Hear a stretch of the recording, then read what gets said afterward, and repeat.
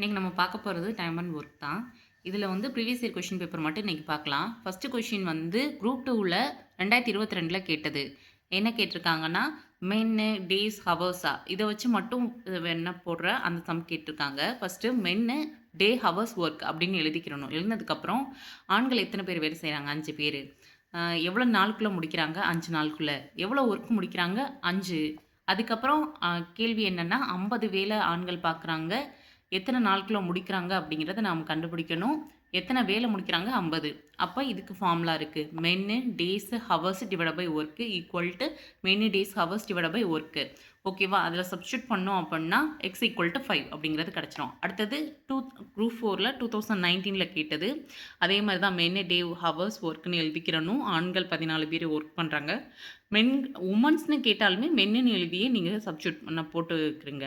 14 ஆண்கள் வேலை செய்கிறாங்க. எவ்வளோ மணி நேரம் வேலை செய்கிறாங்கன்னா 5 மணி நேரம். எவ்வளோ ஒர்க்கை முடிக்கிறாங்க அப்படின்னா 70 ஒர்க்கை முடிக்கிறாங்க.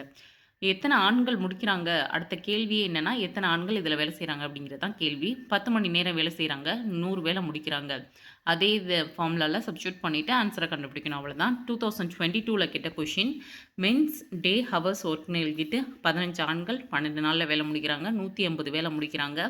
32 ஆண்கள் எத்தனை நாளில் 512 வேலை முடிப்பாங்க அப்படிங்கிறதான் கேள்வி. அதே ஃபார்முலா சப்ஸ்டியூட் பண்ணதுக்கப்புறம் கொண்டாந்து போட்டுற வேண்டியதான்.